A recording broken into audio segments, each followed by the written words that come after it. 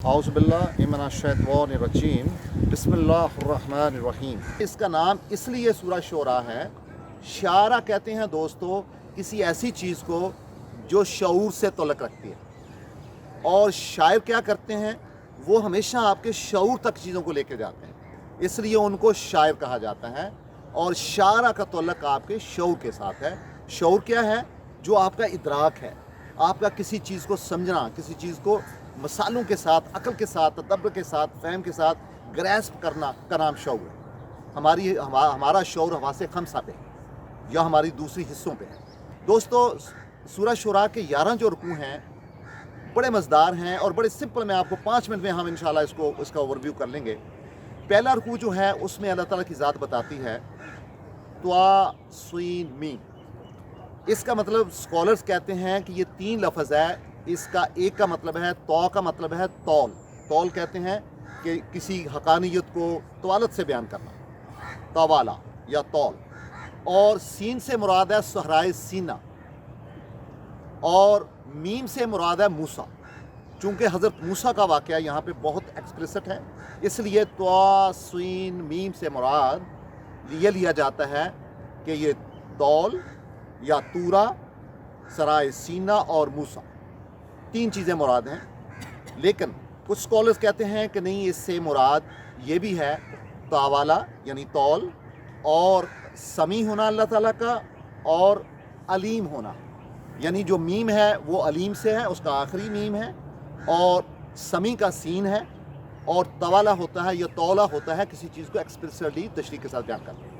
तो दोस्तों, इसके जो 11 रुकू हैं उसमें पहला रुकू जो है वो अल्लाह ताला की ज़ात आपको बताती है कि देखो ये लोग जो है इनका रवैया कैसा है। मसलन त्वा सीन मीम, ये इसकी पहली आयत हो गई। और उसके बाद अल्लाह ताला कहते हैं कि हमने इन लोगों पे यानी कुरान भेजा, तिल का आयातुल किताबुल मुबीन, कि इसकी जो आयात हैं वो बड़ी वाज़ेह हैं, वो मुबीन हैं। और ये हमने भेजा है रसालत मुआब के सीने पे। और रसालत मुआब को इसका इतना फ़िक्र था कि अगली आयत ये कहती है कि ला अल्लाह का बाखिउन नफ्सा का अल्लाह यकूनु मोमिनीन, कि आप, हमें पता है कि आपको इतना फ़िक्र है कि अगर ये ईमान नहीं लाएंगे तो आप शायद हलाक ना हो जाए। यानी प्रॉफिट को इतना फ़िक्र था, यानी अल्लाह ताला की ज़ात प्रॉफिट को कहती है कि हमें ये अंदाज़ा है कि आपको इसकी बहुत फ़िक्र है, आपके नफ्स पे इसका बहुत बोझ है कि ये ईमान क्यों नहीं लाते।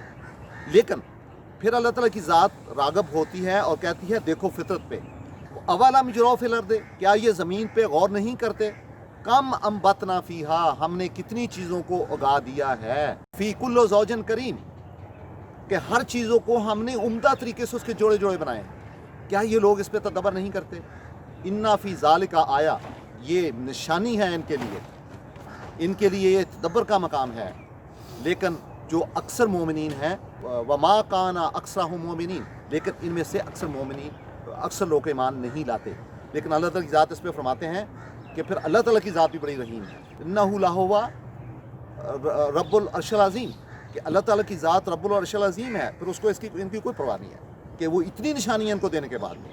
दोस्तों, जो इसका दूसरा रुकू है वो हज़रत मूसा पे है, कि जिसमें हज़रत मूसा को कहा जाता है कि भाई बस अब हम आपको ट्रेन कर दिया है, अब जाओ फ़िरौन की तरफ और जाके पैगाम दो।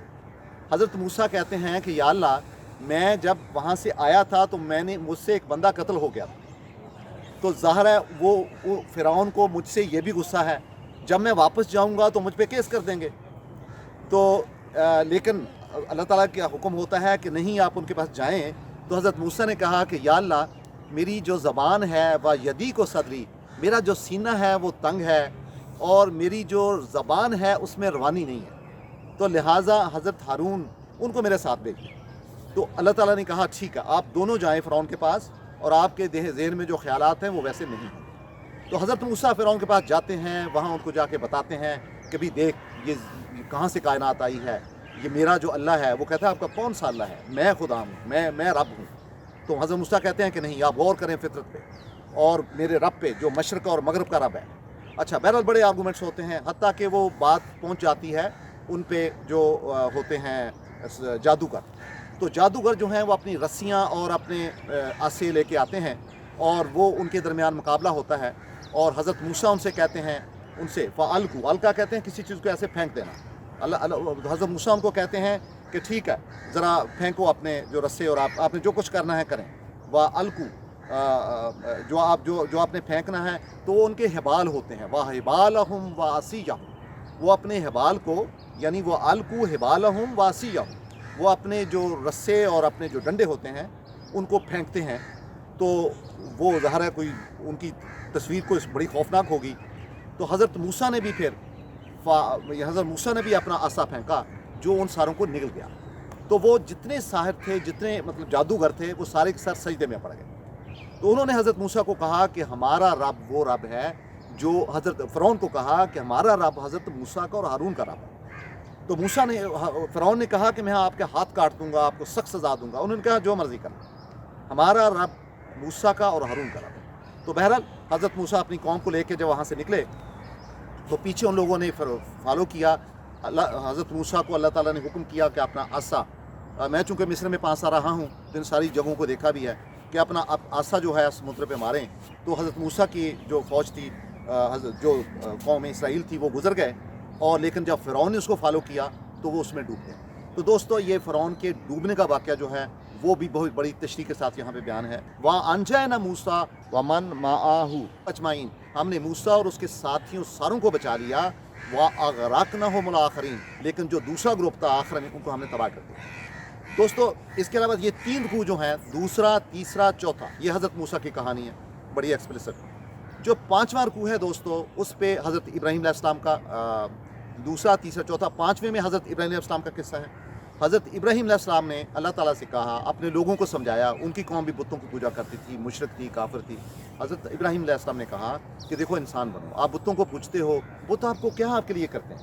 نہ آپ کو پیدا کرتے ہیں، نہ آپ کی کوئی خدمت کرتے ہیں، یہ تو آپ کے بنائے ہوئے تراشے ہوئے چیزیں ہیں۔ تو انہوں نے کہا، تو انہوں نے حضرت ابراہیم کا واقعہ جو آپ کو آگ والا بھی مشہور ہو، آپ نے سنا ہوا ہے بار بار، حضرت ابراہیم علیہ السلام سے انہوں نے کہا کہ دیکھو غور کرو، میرا رب وہ ہے۔ وہ کہتے ہیں آپ کا کون سا رب ہے؟ انہوں نے کہا میرا رب وہ ہے، کون سا؟ الذی خلقنی، جو مجھے پیدا کرتا ہے، فہو یشفین، پھر مجھے ہدایت دیتا ہے، اور پھر الذی یطعمنی، مجھے کھانا دیتا ہے، فہو یسقین، اور مجھے پینے کے لیے چیزیں دیتا ہے، مشروب دیتا ہے۔ اور پھر اس کے بعد انہوں نے حضرت موسیٰ نے کہا کہ میرا رب وہ ہے جو کہ جب میں بیمار ہوتا ہوں، وَإِذَا مَرِضْتُ فَهُوَ يَشْفِينِ، اور جب میں بیمار ہوتا ہوں مجھے شفا دیتا ہے۔ اور پھر میرا رب جو ہے الذی یمیتنی، میرا رب مجھے مارتا بھی ہے، اور ثم یحیین، اور پھر مجھے زندگی بھی دیتا ہے، میرا وہ رب ہے۔ تو بہرحال ایک سٹرونگ آرگومنٹ حضرت ابراہیم علیہ السلام کے یہ آرگومنٹس تھے۔ ان کی قوم ظاہر ہے جیسے آپ کو پتہ ہے کہ بڑے ان میں کافر بھی تھے، مشرک بھی تھے۔ دوستو جو اگلا رکوع ہے وہ حضرت نوح علیہ السلام پہ ہے۔ اس میں رسولوں کی جو کرونالوجی ہے وہ آبزرو نہیں کی گئی۔ پہلے حضرت چونکہ موسیٰ کا واقعہ تھا وہ بیان ہے، پھر حضرت ابراہیم پہ ہے، اگلا رکوع جو ہے حضرت نوح پہ ہے۔ حضرت نوح نے بھی اپنی قوم کو کہا کہ یعنی ان کی جو قوم تھی، کذبت قوم نوحا للمرسلین، کہ نوح کی جو قوم تھی وہ سارے رسولوں کی نفی کرتی تھی، کفر کرتی تھی۔ تو ان میں سے وقال لہم اخوہم نوح، ان میں سے ان کے ایک بھائی نے کہا، یعنی حضرت نوح نے ان کو کہا، اللہ یتقون، تم تقوی میں نہیں ہو، انی لاکم رسول مبین، مجھے اللہ تعالیٰ نے آپ کے لیے رسول بنا کے بھیجا ہے، میں آپ کا رسول ہوں۔ تو دوستو ان قوموں نے پھر تفریق کی اور کفر کیا، تو پھر ان کا انجام یہی ہوا، تباہی تھی۔ دوستو جو اگلا رکوع ہے اس میں حضرت صالح علیہ السلام کا ذکر ہے، اور ان کی قوم کا ذکر ہے، قوم سمود کا ذکر ہے، پھر قوم عاد کا ذکر ہے، اور پھر حضرت ہود علیہ السلام کا ذکر ہے، حضرت ہود علیہ السلام کا، پھر جو ہے حضرت لوط کا ذکر ہے، اور پھر حضرت شعیب کا ذکر ہے۔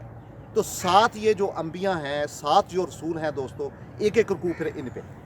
جو دوستو جو آخری رکوع ہے، یہ دیکھیں جب بھی قرآن حکیم آپ کو بتاتا ہے نا یہ واقعات بتانے کے بعد، پھر وہ مکہ کی سرزمین میں آ کے جو بدو ہیں پھر ان کو ڈس کرتے ہیں، جو کفار مشرکین مکہ کے تھے۔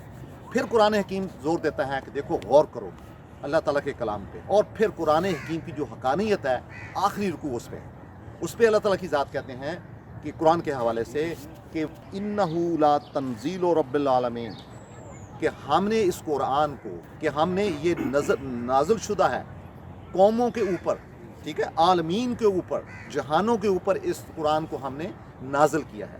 اور وَنَزَّلَ بِهِ روح الامین, اور ہم نے اسے حضرت جبرائیل علیہ السلام کی روح جو امانت والی ہے اس کے ساتھ ہم نے نازل فرمایا ہے. کہاں گیا ہے؟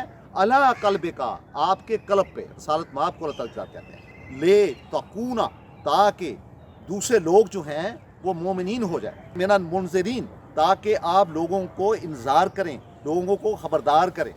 اور بے لسان عربی مبین, اور ہم نے اس کو اس زبان میں بھیجا ہے جو بڑی عربک زبان ہے اور کھلی ہے اور واضح ہے, اس زبان میں ہم نے اس کو نازل کیا ہے. اور دوستو آخری جو آیات ہیں وہ یہ بتاتی ہیں کہ جو لوگ تھے شعراء کے حوالے سے, ایک بات سارے دوستوں کو سننی چاہیے. دوستوں جو شاعر جو لوگ ہوتے ہیں نا, جو بدو شاعر تھے, ان کے ساتھ یہ پرابلم تھا کہ وہ وادیوں میں گھومتے تھے, ان کی زندگی کا کوئی مقصد نہیں تھا, ردیف قافیے کی شاعری کرتے تھے اور جھوٹ کی بہت زیادہ ملامت کرتے تھے. عرب کے جو بدو شاعر تھے ان کے بارے میں قرآن حکیم نے کہا ہے کہ الشعراء یتبعہم الغاوون, کہ شعراء کو صرف بہکے ہوئے لوگ ہی پیروی کرتے ہیں, صرف بہکے ہوئے لوگ. عالم ترا انہم فی کل واد یہیمون, کیا آپ غور نہیں کرتے؟ ہاما کہتے ہیں ایسے اونٹ کو جو وادیوں میں گھومتا پھرے بغیر مقصد کے, اور یہ لوگ جو ہیں یہ وادیوں میں منہ اٹھا کے پھرتے ہیں بغیر کسی مقصد کے, اور یہ زندگی کے مقصد پہ غور نہیں کرتے, اور پھر یہ جو لوگ کہتے ہیں وہ کرتے نہیں.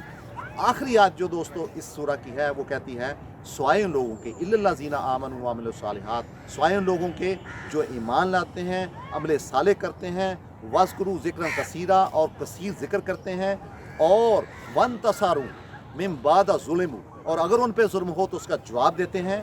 لیکن یہ بات یاد رکھنی چاہیے ظالموں کو کہ جو لوگ ظلم کرتے ہیں سا یعلم الذین ظلموا منقلبوا ینقلبون, کہ انہوں نے ایو منقلبوا ینقلبون, انہوں نے آفٹر آل اللہ تعالیٰ کی ذات کی طرف آنا ہے, کہاں جانا ہے. تو دوستو یہ سورہ اپنے 11 رکوع کے ساتھ 227 آیات کے ساتھ مکہ میں نازل ہوئی ہے.